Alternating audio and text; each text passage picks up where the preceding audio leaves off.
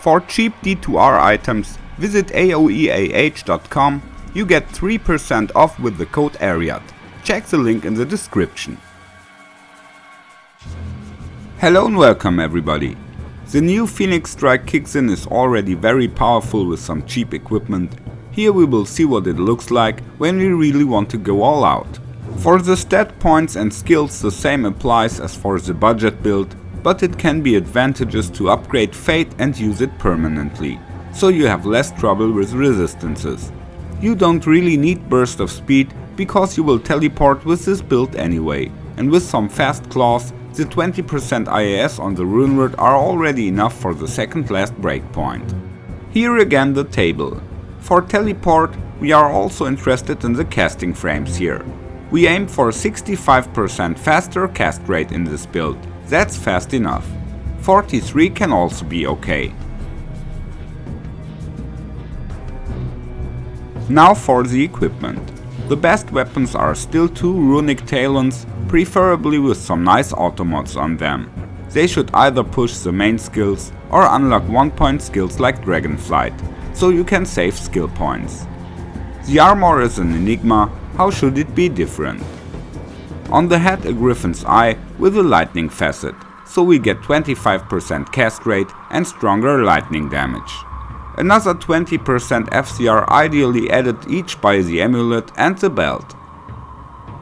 The rings are a Raven Frost and a Bulkatos, plus we take Shadow Dancers and some crafted gloves with +2 to martial arts, IAS, crushing blow and more, or simply Draculs. In the change hand of course CTA and Spirit. Besides Torch and Ani, we can place 3 Thunder Charms in the inventory, white, yellow and blue. The Bone Break lets the assassin leech on immune monsters, the Crack of the Heavens works fine with the griffins, and the Cold Rupture for slowing and freezing cold immune monsters.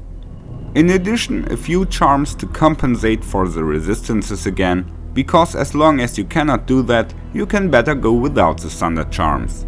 Otherwise, you can of course add skill charms. Using Fate, the assassin is at maximum resistances. The 30% hit recovery from the shoes are usually enough. Who wants to crack the breakpoint at 48 can also solve this by charms. Alternatively, you can also play at 45 FCR and just keep the metal grid for resistances and attack rating, just like I do on my online assassin. I could also switch the Draculs to Tranguls for getting 65 FCR, but for safe leveling I just prefer the life tap for several enemies.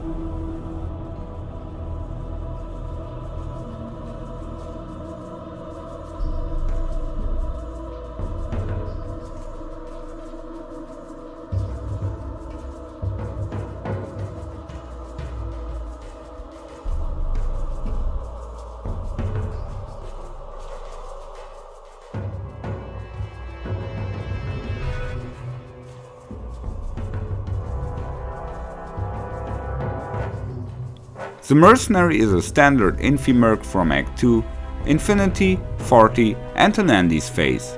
However, you don't necessarily need his presence, I personally go without him. For Ubertristram, I recommend Draculs, Thunder Gods and a Gully helmet with a Num rune. You should also bring your elemental resistances up to 300, lightning to 310, because we wear the Thunder Gods.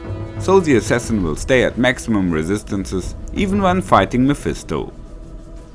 The gameplay is much more pleasant with teleport, you get to the mobs faster and you don't lose your charges in between. The damage is of course even more brutal than with the low budget version, who would have guessed. Ubertristram is a piece of cake for the assassin and she doesn't even need expensive gear for that. In principle, you can do it even with the low budget version when you get life tap, crushing blow, life and resistances. You can still watch how the assassin ridiculously destroys the Uber bosses. I say goodbye with it, take care and may the loot be with you.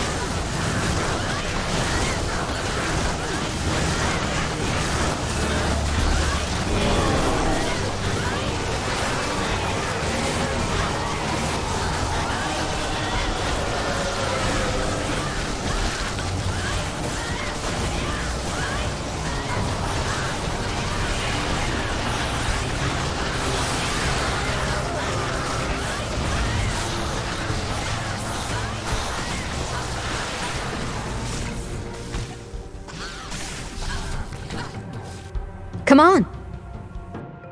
Follow me.